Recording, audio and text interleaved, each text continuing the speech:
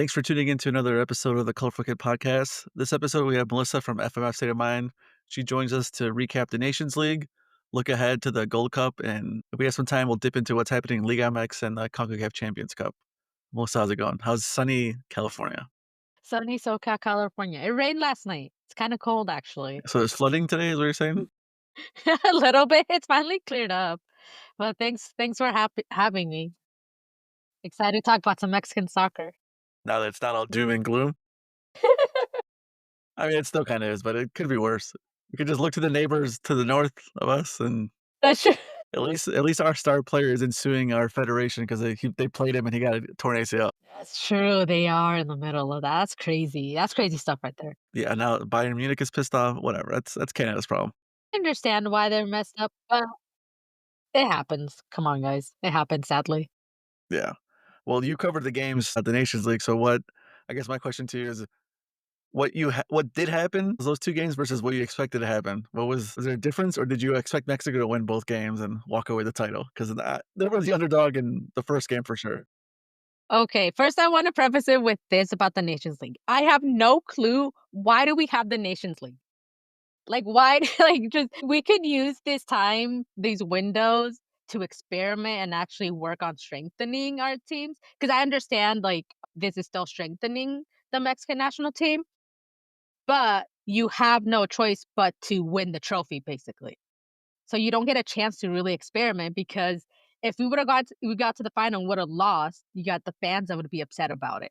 So they have no choice but to actually win and they don't have room to experiment. So I just don't understand what's up with the Nations League. It's just FIFA's like or CONCACAF is like, oh well, Europe is doing it, let's do it. So that's just preface it with that. I don't understand That the point. answers your question right there. I think there's 30 it's in the high I'm sure John Arnold knows this exact number, but there's almost 40 members in CONCACAF. So out of the top 5 or 6 that we always hear about, which is the big 3, Mexico, Canada, United States, and then Costa Rica, maybe Jamaica, there's like 30 other countries. So CONCACAF is like, "We're gonna do this so they have competitive games all year more often." So I get it, but it sucks for Mexico. It sucks for Mexico, Canada, United States because they can't play other countries, but at the same time, a lot of those countries are playing Nations League and UEFA anyways. So it's like, damned if you do, damned if you don't. But yeah, We it's all know it was just a typical. competition to make money. I mean, I get it. If you're a smaller country, it has helped them, Yeah. but yeah, like there's more than just the big 3, even though we all know CONCACAF Mexico feeds CONCACAF, let's just be honest. Yeah. Yes, they do. And in line with that, what did you think, in addition to the question I just asked you, attendance for the USA games? All How right. brutal was that? All right. So I know you posted it like I think online as well. Just the abysmal attendance where it was empty. So empty. And a part of me understood because it was a Thursday. All right. It was a Thursday. Kickoff was at 4? Yes, at 4 p.m. Everyone is still at work. People get out around 5 p.m. So, like, you're doing I get it why they do it on the weekday because you can't do all the games. You have such a short window. You can't do the games on the weekends. So I get that. I get why they did the double header as well because, like, Mexico plays later on, so they know that that's where they're gonna get all their attendance. But seeing that in person, I'm just like, in a year from now, they're supposed to be like, the US, a majority of the games are gonna be of the World Cup are gonna be in the US. And this is in LA, and this is the freaking, attendance? It's so empty, and I couldn't like, I was not surprised. Because how are you supposed to in a year from now, that's not going to change because people are still going to be working. People are still gonna be getting off at 5 p.m., and all the games can't be they're gonna have to be played during the weekday, during the work week. So I and, like, there are obviously gonna be a lot of people coming, but I'm just like, "Oh, this is the attendance, and this is supposed to be the attendance, like, a year from now? Is this gonna like, what?" But I do have a question. What happened to the USA's golden generation? Yeah, someone brought it up the other day, and someone said, like, most golden generations last 4 to 6 years or whatever. This whole team has been the bulk of this team has been together for longer than that, if you really think about it. So it's kinda the point where they need new blood even though their players are only 26, 27 years old. They brought in a new coach who has worked in Europe, who was supposed to be this, like, He's people are making like, $6 million a yes, who was supposed to be what this golden generation needed. They're like, "This is it. That's the final puzzle piece." You have been saying that, like, yeah, you won the Nations League basically the 3 years, 3 out of the 4 years, but I don't really see where that golden generation is. I'm like, "You couldn't even handle Panama." I mean, Mexico barely handled Panama too, let's be honest. Shout out to Panama. But at least with Mexico, I feel like we know how bad they are. We know they're just not in a good place. We always support them, but at least we're realistic. We know, like, okay, yeah, they're terrible. They're in a bad spot right now, but we know it. Yeah, I think you're saying is USA fans are a little more delusional. Mexico fans have come down to earth, and we know we ain't shit, is what you're saying. You said it, not me. Yeah. No, I get it. I mean, yes, it's true. Mexico ain't shit, Yeah, but just watching them I will still say I think the USA has the most talented roster in CONCACAF, top to bottom. they do. Talent-wise, number 1. Mexico, number 2, closer than most people think to Canada, but it's just one of those things where it's like the opposite of what used to happen in Mexico, where you would Mexico to play against a CONCACAF country, and it's like Mexico struggled even though they were way better. Now Mexico's like the underdog. They're the ones that are getting possession for like 40% of the game. But at least now they it's like they know how to play now, and they're like with Vasco, and we'll talk about it later, but he knows the limitations of this team, and he's playing to whatever little strengths we have. Yeah. Whereas Pochettino, I don't think he knows what he wants to do with that player pool. I don't think he knows what he wants to do yet, and that's I mean, we're 15 months away from the World Cup. There's like 10 international windows from now to the World Cup, Mhm.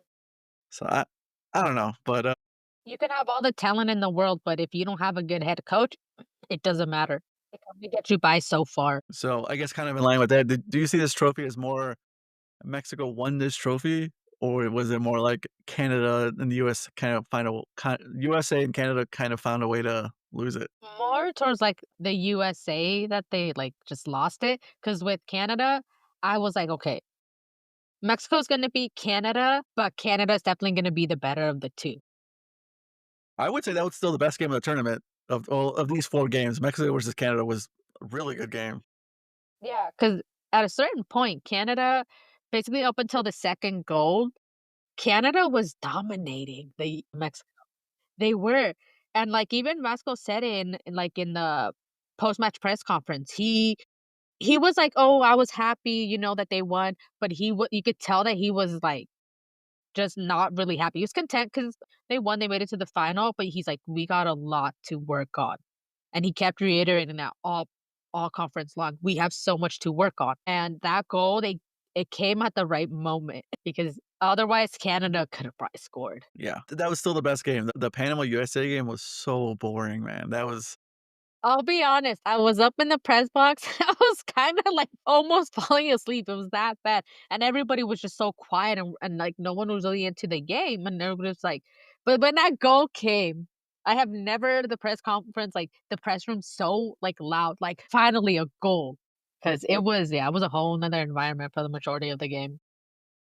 that game was just brutal. I was watching that game, and it's just like you're watching Pochettino, and he did not make any subs. He brought 1 sub, and the other sub was basically forced by injury, and it's just like, dude, you got Luna on the bench, you got Brian Gutierrez on the bench, you got Gio Reyna, do something. And it was just Oh, wait, Gio Reyna, did you see there was what he said about him? what, that he wasn't, like, match fit? Yeah, which it Dude, goes to show why you would you this is fly him from Germany to LA and, "Oh, he can't play more than, like, 15, 20 minutes." Dude, are you serious? well, and that's the thing is that people talk about Jeremy Reina like, "Oh my god, he's one of those players that just he has the talent, and if he, like, exerted himself more, he would be incredible, but he just doesn't have, like, that big drive that we know he can be." Kinda like everybody says about Vela, you know? "Oh, if Carlos Vela, like, actually, like, put everything into it, he would be this amazing player." I feel like that's kinda with Gio Reyna because you have had so many coaches who have said the same thing about him. I've ripped on Vela as much as the next guy. I would disagree on the club level. He balled out on the club level. He just got sour with the national team, and there's other reasons for that, Yeah. but he balled out. I'll give that. He was voted the best forward in La Liga at the same time that Cristiano and Messi were there at the height of their powers, so he was good, but I don't know who the Mexican equivalent would for Diego Gio dos Lainez?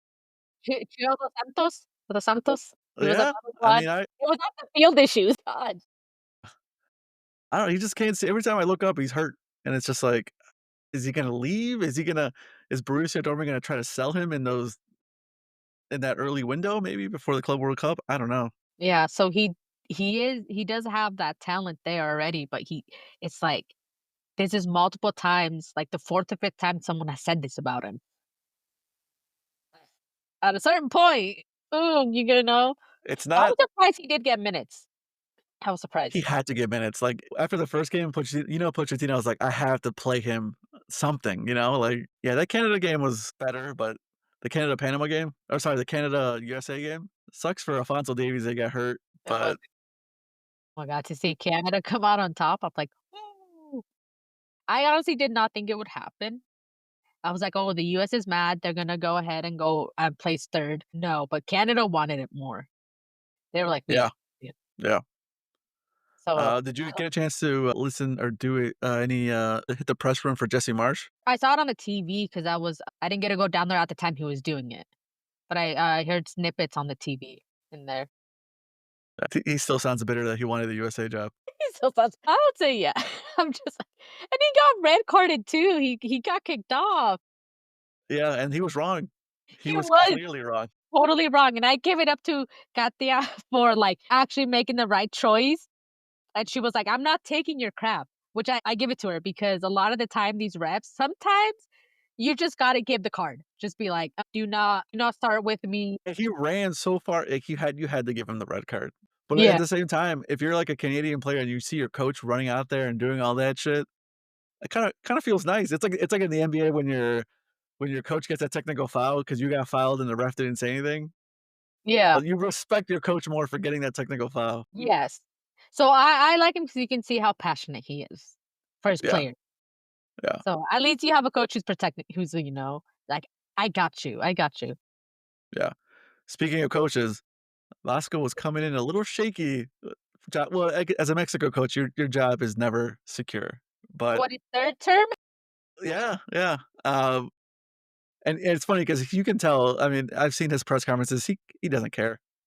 I mean, he cares, but he's like, I don't really care anymore about what anyone says about me. I'm here to do one job, and it's just like he's not scared to say what he thinks. Yeah. He's trolling with reporters. He's joking around. He's kind of like he's reached that stage in his career where, eh, I don't that's good. Maybe he doesn't feel that pressure anymore. yeah, that's exactly what I mean. Just sure, because if you watch any of those conferences with like Coca and Jimmy Lozano, those guys look stressed. Yes. They were and I don't blame them though. I feel like Mexican fans, like, put so much pressure on their coaches, and it's like, if you don't do well so they had no choice but to at least make it to the final. If they didn't win, people would still be mad, but not as mad if they would have lost to Canada and not make it to the final. So I get it, like, the fans put pressure on him no matter what. So it's nice to see that he's also like, "I don't care. I'm gonna do what I need to do." And I loved how he finally went with the 2 strikers up front. Everyone has been saying people have been saying he should do it, but I was like, "No, he's not gonna do it. He's gonna be like other past coaches. He's not going to." So I didn't think he was gonna do it. I didn't think so. I was happily 'Cause he shocked. didn't say he never came out and said anything, he was just kinda like, "Eh, we'll see, blah, blah, blah," and then I think he even said in the post-game press conference of Canada, he said, "We didn't even train." Yeah, Yeah, I think he said something to that effect where he kinda like, I took a risk out there, kind of just see how it worked." And yeah, even he if they did train, I mean, they get, like, what, 2.5 days of training yeah. before the game? Yeah. He's like, Yeah, "Well, they were in good moments." He's like, "What am I supposed to do? Bench 2 of the greatest players?" He's like, "They're in great moments right now. Why would I do that?" It's like, he's right. He's like, "He's not gonna be stupid. That would be stupid." yeah, I mean, coming into this, like, I kinda had the hopes where I wasn't like other Mexico fans are like, "Oh, they need to win these 2 games." I was more of like, if they play well in these 2 games and they lose both of them or, win 3rd place, I was more than happy with that outcome. I just wanted him to try something. If we would've tried the same 4-3-3 and lost, I would've been much more upset than if we tried this 4-4-2 and lost. People would have been like, "Out, get out, fuera." There you go. And he would've been like, "Alright, I'm out." Like, he just doesn't care. No, but I He's like, "It's Rafa's problem now." Oh, yeah, I he's probably he would probably take the head coaching job probably, like, after the World Cup. They're gonna I keep think that's the Paco for plan. that, and that's the yeah. I was sad because I'm a Barca fan, so seeing him leave Barca Athletic, I was sad about it, but I understood why he left. And he was like who was it? I think Porto reached out to him. Yeah. Some other I think maybe a French club reached out to him about possibly being their manager before I think he was gonna do another year at Barca B, and then he became the Mexico coach. Well, yeah, he did. He they had started the season already, and then When he's your like, home calls you, you gotta answer the call. "No." Yeah. So I get it why he left. Gold Cup, another Gold Cup, another year, because that happens, like, every goddamn year. Gold Cup, Every a I couple months 2 years, away. right? Yeah. Every 2 Yeah. years. Gold Cup, a couple months away. What should Mexico do? Do you think they need to experiment, or they need to give this group of 11 guys as many reps as possible, especially Raul and Santi together?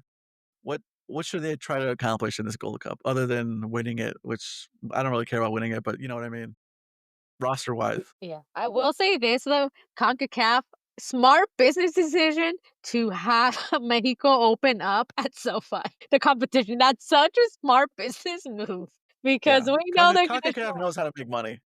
So, hats off to you guys, smart decision. So, just waiting for that to open up so I can go go cover that game, but they have to win it. Like, that's the thing. Like I said with the Nations League too, they're expected to win it, and they have to, and You don't think it's the other way? Now that they won the Nations League, they don't have to win this, but they should look for player development instead? Do I really need to see Charlie Rodriguez start 7 games in this tournament? I wanna know what dirt he has on the Mexican Federation, because there is no way that Charlie should be getting called up. He has to have dirt on someone. I will say this, I was speaking with John Arnold a couple episodes ago after the first game, and he made a good point. He said that that was one of Charlie's best games with the national team, and it was because he was not expected to do anything offensive. He was more of a, like, box to box, recycle the ball, be defensive first, and I tend to agree with him. Now, if you look at him through that lens of, "Hey, he's just gonna be a central midfielder, mostly sitting next to the DM," okay, but the problem with him for the last 18 months, 2 years, it's like they keep saying, "Oh, he's gonna be the creative guy in the middle," and I don't think that's his role, That and it is a looks good way to bad. look at it. When he's your when you're expecting him to create, it's like expectations. If you expect him to do that and he doesn't, you're like, "Let's boo this guy." But if you're, "Hey, we're gonna play 2 forwards, we don't need a cam basically, and he gets to sit back," he looks more at home. That being said, man should not be starting national team. That's true, when you look at it that way, yeah, that's true. It's just like it's the expectations, but, like, there's who else do you play? And I feel like the one thing that Mexico needs to do this tournament is find who that number 8 is gonna be, who the guy who's gonna sit next to Edson, the guy that can push up when needed, that guy, because we don't have it, and if you keep telling me you're gonna have Edson sit at the top of the 18-yard box for the other team, I love him, that's not where he's best at. Well, I have a question for you about Edson and about him. What do you think of him currently and his playing? I think he's good, I know he's not having the best season with West Ham, but he's Mexico's captain. I don't see anyone else taking that mantle, and yeah, I'm 100% on the Edson train Yeah. as a center mid. People just been saying, and I'm like, "Yeah, I understand, yeah, he's not having the best time with West Ham." Uh, But he also, people compare him directly to Rafa Marquez. It's like, he's never gonna be Rafa Marquez. He's just not. no one, no one. He's just isn't. But, like, people are like, "Oh, he doesn't do this, he doesn't." He is a destroyer in the middle. He can start a counterattack for you, he can win the ball, but if you expect him to carry that ball 15, 20 yards and make that nice through ball, that's not him. That's why I say he needs another player next to him where Edson can win the ball, give it to his other guy, and then that guy can spring the attack. It worked when he had Guardado next to him. He would win the ball, give it to Guardado, and Guardado would just ping that ball everywhere. Yeah. That's the thing. I want them to experiment a little bit more for the Gold Cup. I'm not saying, like, bring in, like, oh, half and half even, like, just a little bit more, 'cause, like, yeah, you're about to be a year out from the World Cup. We know what this team can do, kind of. I don't know. But you need a couple new faces. Don't go full on out. Don't be like over experimenting because you want to at least make the final for the Gold Cup.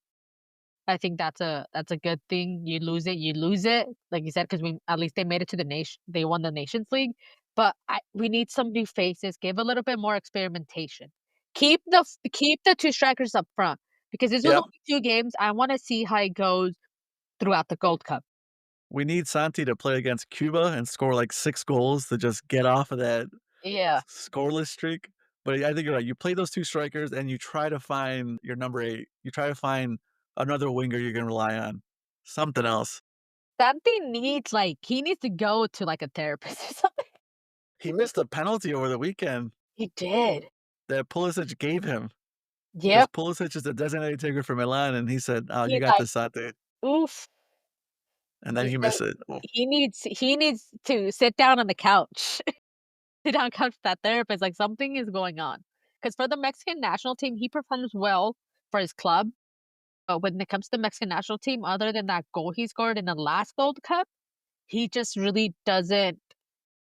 It's not that he doesn't perform because he at the end of the day he's a striker. He needs to score goals. That is his job, but he doesn't really score them. But what I noticed with him is that he brought a lot of the attention, both from Canada and Panama.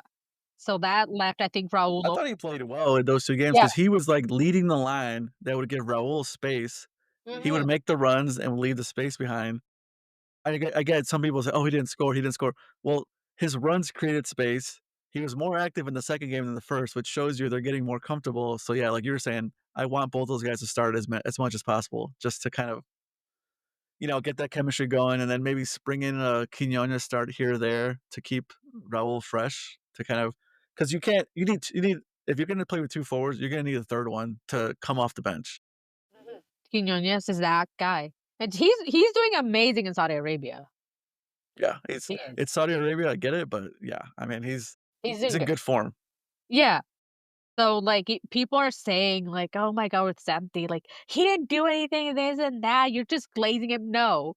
Yes, he obviously needs to do a lot better for the national team, but you have 2 of these amazing forwards up front, and the defense is like, "Shoot, what are we gonna do? Who are we gonna, defend more? Who are we gonna mark more?" If you mark Santi more because, he's in, the form he's in, that leaves Raul open, it's like, you gotta choose, and so that makes it difficult.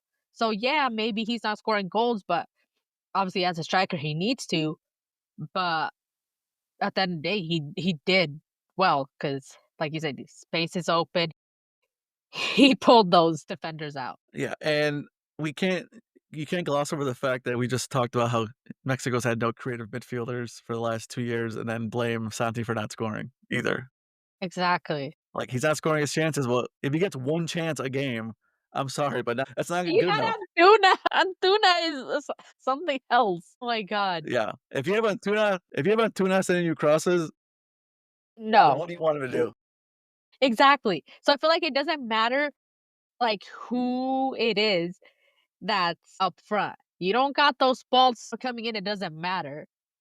'Cause I don't know, you gotta find someone there in the midfield. Kinda how people are saying, with people were upset because Henry Martin wasn't called up. And it's like, "Look what he did, he has scored some goals." Yeah, but he's not in good form right now compared to, how he was, a year ago. A year ago, Henry Martin was in great form, but this year, he's not. And I think he's injured now, so, I he mean, he should. would've been the 4th forward, it would've been the Jimenezes, and then Quiñones, and then Martin, Yeah. if he were to get called up. So people making it like this big deal, it's like he's 30 something, whatever. He's not in great form anymore with America. He just isn't. It doesn't mean that he's bad. He's still good and he still scores for them, but he's just not the same. So I don't get why people are making it a big deal. I was like, it was the right decision. And we kinda touched upon it, but in your mind, Vasco doesn't need to win the Gold Cup. After the Nations League win, Yeah. no. He's just chilling. You just gotta at least, yeah, make it out of the groups.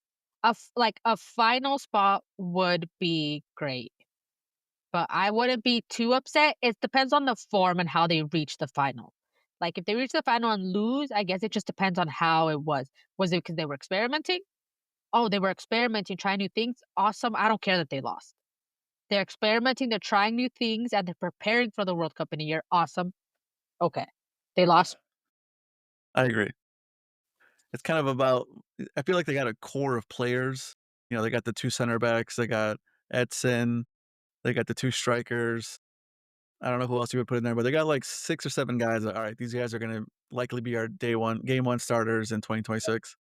Now it's about finding the next 6, 7 guys that you need to play because it's a World Cup, you need more than 11 players. You can't have the same lineup 3 times within a week and expect everyone to be fresh. It's like you gotta find that winger off the bench. You need to find that striker off the bench. You need to find and I feel like that's what you gotta experiment now, which is what we should have done 2 years ago, but that's a different I'm not gonna get into it now.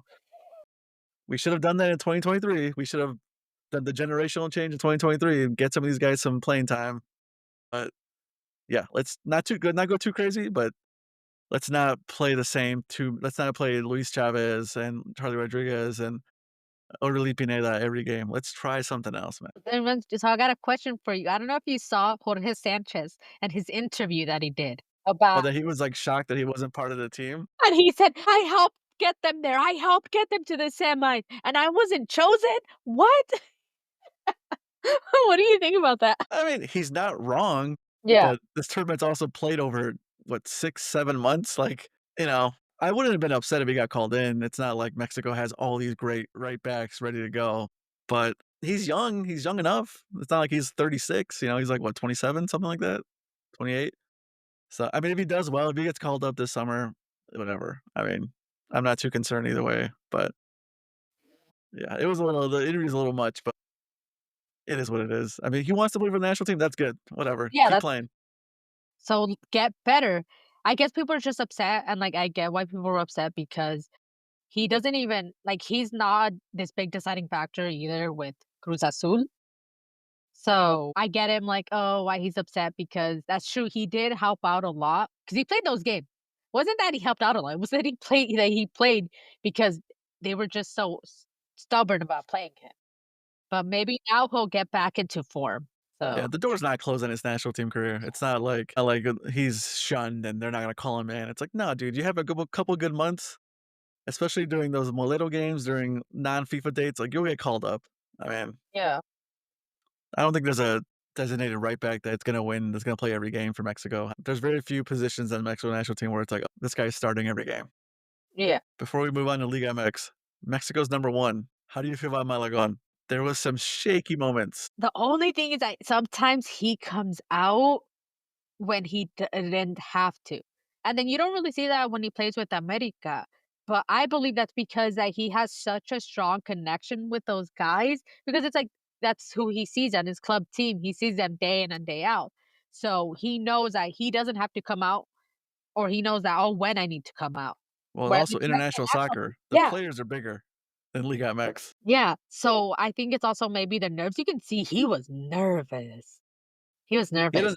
He had a couple nice saves in the Panama game, but also he was the reason for the penalty kick. He didn't clear the ball right. He'd left an empty net once or twice, and I'm not gonna sit here and say, "Oh, he" Oh, yeah, with Edson, yeah, and he got it out at the line.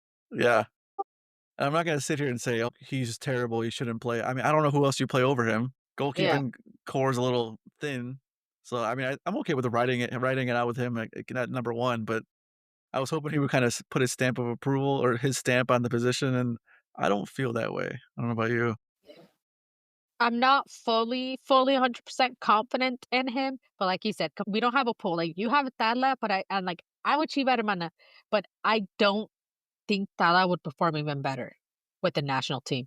I think he'd be more shaky than Malagon. So So even you though think it's between Malagon, Malagón and Ochoa? That's basically it? basically, but Ochoa is just like it's great that he's still in Europe. Like it was just like at least he's in Europe. Yeah, but like his team isn't doing that well either.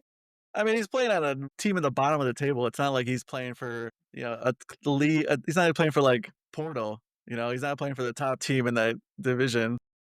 Yeah. But I mean, maybe that would prepare him better for Mexico, get shot at all the time. I think Ochoa's gonna come back. I don't think he's gonna get I called. think he makes it to the World Cup as a 3rd keeper. You think so? As in, just even if he's the 3rd keeper doesn't play. If Yeah, your 3rd keeper plays at a World Cup, something bad happened to you. yeah, It is what it is, if your 3rd keeper is seeing minutes at a tournament, something really bad happened to your other 2 keepers. yeah.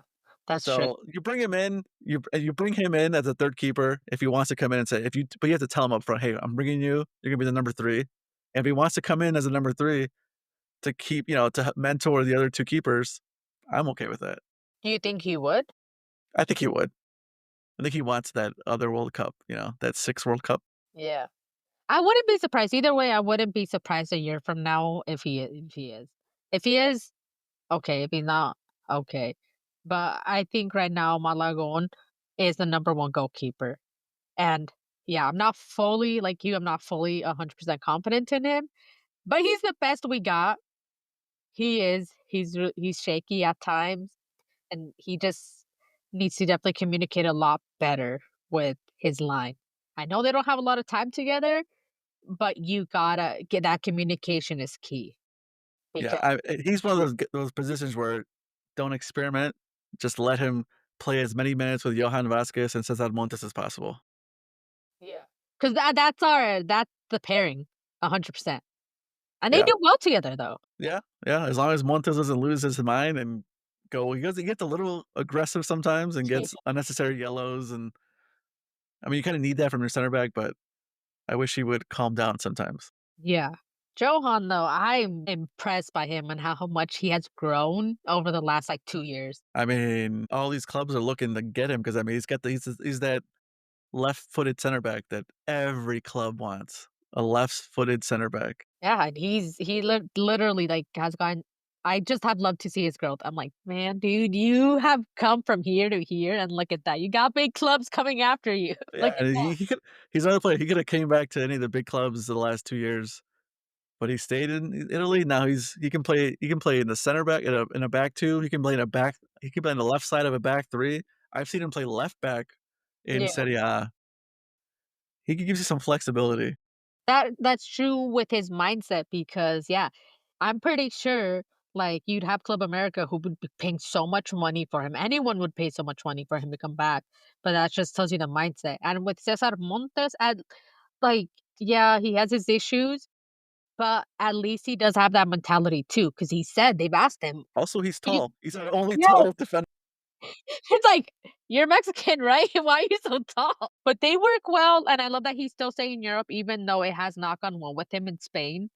Well, relegated twice, but he's done really well, and he continues to stay there. He says, "No, I'm staying here. I haven't had a great moment, but I'm not going back to Mexico. I'm staying here." Yeah, So, I mean, I love that my he's out there in Moscow now. That's crazy. We got him and Luis Chavez playing in Russia. at least they have each other. They're not by themselves. I can't imagine the food, man.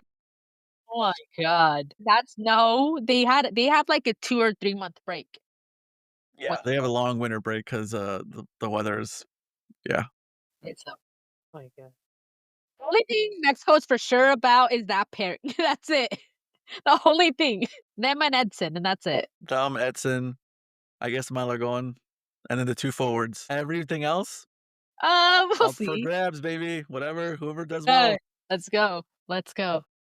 Moving back to Liga MX, is anyone catching Las Águilas? Here's the thing.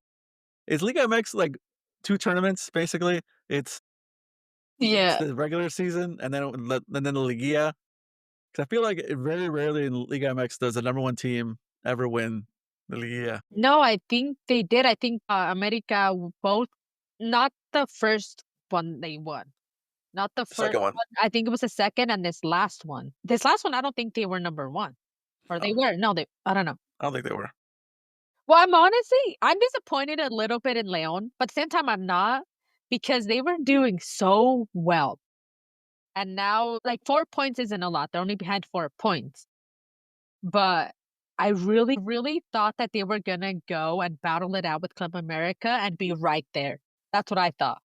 Well, Leon has nothing to play for. There's no more Club World Cup. They're just chilling now. I mean, That's true. But I really thought that they were, like, gonna be up there. And Club America, it's just that when people go it's like they're just not in a good season right now, but they're still winning because at the end of the day, like, their They're a machine. talent is gonna get them They're through because they they miss so didn't even many play chances. their first team the first month of the sea. Yeah, exactly, and then, like, against Cruz Azul, like, they should have Cruz Azul should have beaten them with all the chances that they were missing in front of goal. Cruz Azul should have won it. They just couldn't score any goal, and that's the thing is that America has also been lucky this season that the teams haven't been able to capitalize. America's only given up 8 goals in 13 games. Yeah, because they have a great defense. You have Yeah. Ramon Juarez over there who's done exceptional and has become just a staple. He went through the academy, right? He came from there? I think so. Yeah, so I can imagine for him how it feels being like, "This is my childhood club, and look at that, look at." So, They're like a well-oiled machine. him and It's kinda crazy. Him and Cáceres. Him and Cáceres. Is there any big storyline for you other than Santos with 7 points? That's kinda crazy to me. That's crazy that Tano Ortiz went from coaching Club America to now he's coaching Santos. And they made a president change too. Santos made a president change and the son took over at Lecco. Is it just like when Chivas' son took over? It's worse! It's worse! Oh my god. At least we made it to a final in the first season with the new coach, you know? Which it was also his fault because he just parked the bus. I go, "You don't park the not in the final, you don't park the bus like that." Are your Chivitas making the Liguilla or what? I know it's they will, but they're going to suffer, and I will not be surprised if they're out after the first round. Wait, did they get rid of, are they still doing play-ins, or did we get rid of that? I think so. I think it's is this gonna be the last year with it? Might be, 'cause they were talking about it, but I can't remember. If they have the play-ins, then Chivas will get in, but directly, they they won't. Directly, I don't have. God. Like, I'm like, "They're gonna do it," but then I'm like, "Oh." I don't know, it's just crazy to me that Oscar Garcia came and then There is a play in this season, okay, and oh, Chivas is not in it. They're in 11th place. They're 1 point behind Pumas. oh my god. They're barely going to make it, to be honest. It's going to be sufferable. And, like I was talking about with, like, my tax lady, like, yeah, she's Americanista, so she was like, "I'm good." You're probably chilling. You're like, "I'm good." Even if, like, America crashes out, you're like, "We have the tricampeón, so we're good." But as a Chiva fan, it's like it's I told you before we started recording, like, Amaury is that rich kid who he probably didn't have to work hard, or he probably, like, kinda, like, worked for it. I'm not saying he didn't, but he didn't know the struggle. He doesn't know the struggle that his dad went through. And after Jorge Vergara, he RIP when after he passed, Chivas is just another team. It's not the same anymore. It's crazy. And it's like they need to fans just they ask for change. Like, I remember when they went against Pumas and, down in Mexico City, and people were attacking, Mauri's car when he was leaving the stadium. I don't know if you saw videos of that. Fans were attacking it. They didn't break any windows, but they were hitting the windows, kicking the tires, everything like that. And that's how frustrated they are, and I don't blame them because Amaury does not care. He doesn't care about Chivas, on the field as the whole club. You got the women's team also, who he made promises years ago when they won the trophy. This team is going to explode. Watch it. Nothing has happened. And then you have the men's team who is just doing so horribly. You have Chicharito who, okay, good, they brought him back, but he's getting paid a lot of money, which I'm Is not. he getting paid a lot of money or is I don't know the exact Puma? amount, but he's getting paid a good chunk of money. The fans have like, if you want real change, you gotta hit Amaury where it hurts the most, and that's his wallet. Because the moment that he sees, like, obviously it can go one or two ways. He's like, "Oh, like, look at the team's going downhill, fans aren't showing up, I'm losing money." Maybe he'll be like, "See, why does it even matter?" But I feel like since that's his main source of income, he'll be like, "Oh shoot, maybe we should do something." But until Mauri basically leaves that team, like, the team's not gonna do great. Because how are you as a player if you see that your owner doesn't care? Why are you gonna care? Why do you think you see all these Or players that is leave it and they is do it what? like the opposite? What I would argue might be the opposite. He cares too much and doesn't let other people like, he cares so much and he wants to fix everything that he doesn't let other people, smarter people, do the job. Which one could it be a little bit of both? Where, like, maybe he does care too much Okay, and he's just, like he has to be hands off, like, let someone run he can run the business side, let someone run the sporting side. possibly, it could be that. Or he could just back up the Brinks truck, sign, Almeida and be like, "Here, you're the team president, do whatever you want." Honestly, bring him back. I know. You might not know, it might just be what Chivas needs because we see that when, like, they're in good form, they play really well, and we saw this season where they got to the final, like, how well they played. So we know that they do have the capacity to reach the final.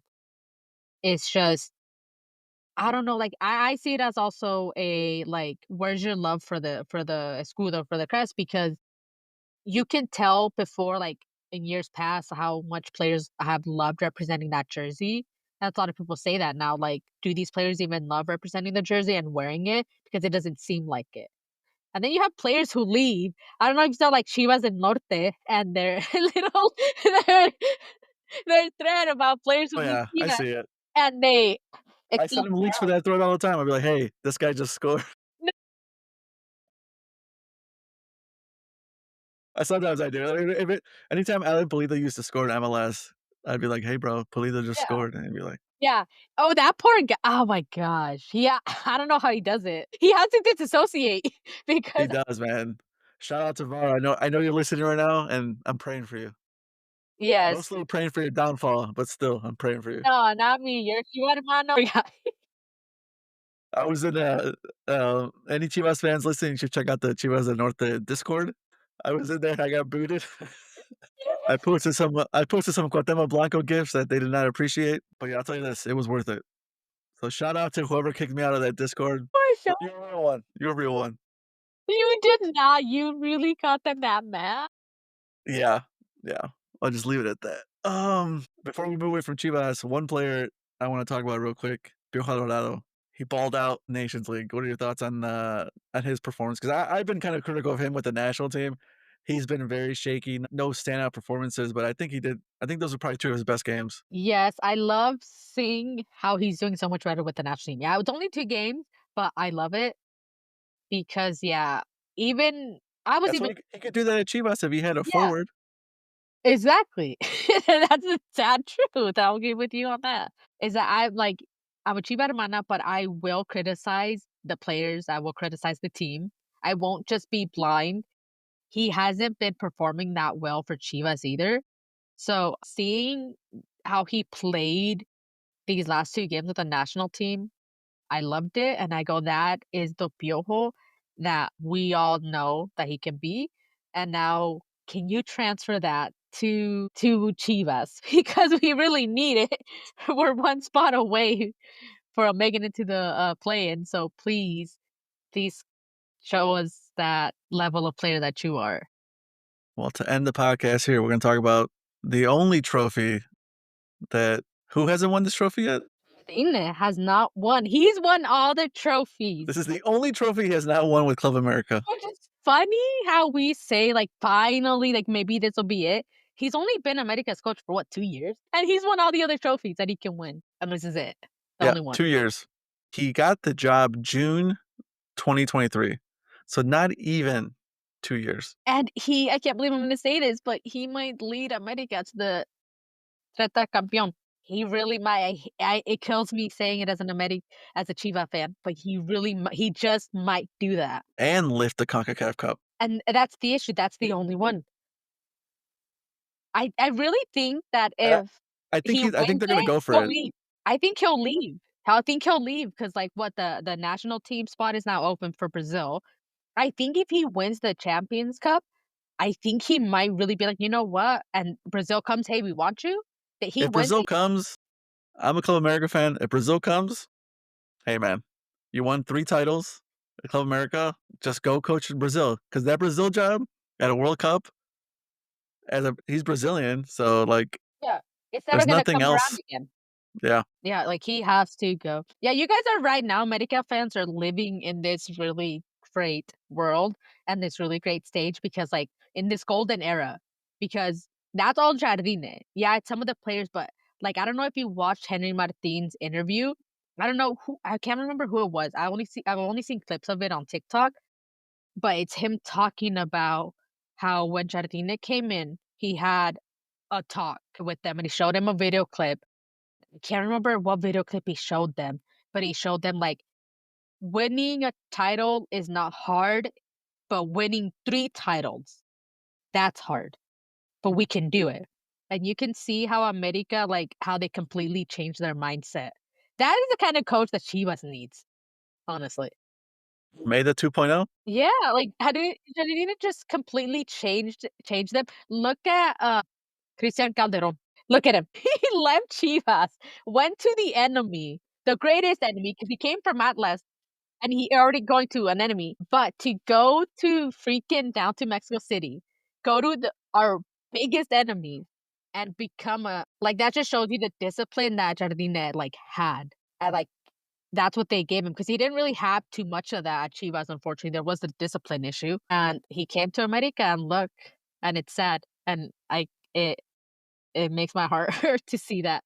Like, good for him, but god damn, why? So he wasn't at last when they won the title, right? I'm just glad he's experiencing victories, you know? Yeah, but it just shows you, it's just the mindset, and it begs the question, like, what is really going on at Chivas when you see all these other players leave, and then they succeed with their teams? It just means they weren't put in a position to win or put his position to succeed. True though, some players just they don't work out, they don't work out, just certain teams, it's what they're made for, you know? I think the problem one of the problems at Chivas is the recruiting policy. Not the all Mexicans, whatever. You guys, Chivas fans, love to talk about how they're the most Mexican team, but then when another team wins, like Club America, wow, how can Chivas win? We only sign Mexicans. No one is making you only sign Mexicans, okay? So miss me with Yeah. that. There's a But lot of great Mexican players, so you have to find out, okay, what's the issue? Because it's not that Mexico doesn't have great players, it's just, like, there's something the going issue on. is having a new manager every 9 months. That too. Because when you go through that many managers and they each have their own different systems, it's kind of like Manchester United right now. They have the remnants of the last 4 managers on their team. Players that signed with them when they had a different manager, and now they have a new manager come in, and, well, he can't build his team. He has all these expensive players that other people signed, and what is he gonna do? Well, he's gonna sign his own players. Well, that just adds different types of players, different types of profiles, and then you And have players that don't. you have to have results immediately. Yeah, and that's another thing with the I've said it before, I said it again, I hate Liga MX's 2 short seasons. It just all it does is, like, 1 hot month, 1 cold month, you might get fired. That's how it And is. then for player development, it sucks because, well, we only have 17 games this season. I'm not gonna if I wanna keep my job and the team and there's all this pressure, well, I'm not gonna start that 19-year-old. I'm not gonna give him his debut because I'm gonna play that 29-year-old because if I'm gonna get fired, I'm gonna get fired playing a safe choice. Which is why I gave it up to Pachuca, though. I do give it up to them. So, hats off. The only team that's playing youngsters, Well, but they're starting to. Cholos was the last season, but their defense was so bad. I Do you agree with getting rid of, Osorio? No, because he's trying to build something. There's no relegation. Well, who cares if you have a bad season? You're not gonna get relegated. So if I that's one of the things me and Chivas del Norte talk about is just go all young. Who cares if you don't make the Liga for 1 year? Because there's no fear of relegation. In the past, it's like, well, I don't wanna get relegated. Okay, I understand that, but you can get relegated. So, is it really that much difference of missing the Liguilla Yeah. than losing in the Repechaje? It's the dueños too, that's the issue, like, with Mexican soccer, it's all about the money. And now, what is it? Arriola is in charge of the Mexican Federation. We're in it. Oh gosh. We're so screwed. Yeah. But hey, we're Nations League champions, Yay! so add that to the trophy case. Yes. So I hope this is the start of something great for the national team. I really hope so. I hope Vasco just does what he needs to do, and then if we win the Gold Cup, awesome. Then we got the World Cup next year. They make it out of their group, as long as it's like I said, it's the form that they're in. They make it out of the group next year, but they do it in great form. That's all that matters. Let's end the pod on this. What's 1 to 2 players you would call up to the national team for the Gold Cup that were they either did not see 80 minutes in the Nations League or were not called up? I'll give you time. I I'll answer first. Marcel Dries. Why not? Everyone's asking. No one knows. Another one? Obed Vargas. Just call him up. Actually, no, I take that back. He can't be called up because he's gonna be in the Club World Cup. Never mind. That's Same thing true. with all the Pachuca guys. Club World Cup, so they're not gonna be it for the Gold Cup. But Marcel Dries, call him up, man. Let's see what happens. Yes, I would say him, and then I would say Jorge Sanchez. Just give him okay, like we were talking about earlier. You know what? Call him up, see how he does, and if he actually does fight for that spot. You know what? Let's do that. See if he fights for that spot. If he really, really wants, and he obviously that interview, he was so upset. Okay, let's see what you can do this next time. Show us why, like make them regret not calling you up for the Nations League. Why not? I'm not opposed to him getting called up. I just thought the interview was funny. See what he does with it. Yeah, it was one of those I was like, "Bro, you need to chill. You need to I chill." know. He was kinda crying a lot I mean, about it. if Gallardo can make it back to the national team, anything is possible. Yeah, that's why. We'll give you a shot. I mean, we had Israel Reyes playing right back, We did. so it's That not one like that one ball that went to Malagon that could have ended up in a goal. Oh my god. I don't know if you saw the video of that, like, I think it was an Azteca commentator. He freaked out, he flipped out because, like, Reyes didn't just tap it to him. He, like, he kicked fired it it harder. to him. Yeah, yeah. I was like, "What is going on, man?" Yeah, he kicked that a little too hard. Yeah, but worked out. I mean, we basically had Pio Colorado playing right wing back against Canada, so Yeah. and yeah, I love that. They're trying. It's like Yeah, it's like what they used to say about Clint Dempsey. He just tries shit. that's true. And that's what we've said all the time, I think a lot of fans agree. It's we wanna see something new, that you're trying new things. That's what we wanna see. And so hopefully this Nations League win sets the team up to be like, "Okay, we experimented before, now we can experiment now and continue to do it." Well, Melissa, thanks for joining the pod. Where can Thanks we for find having you? me.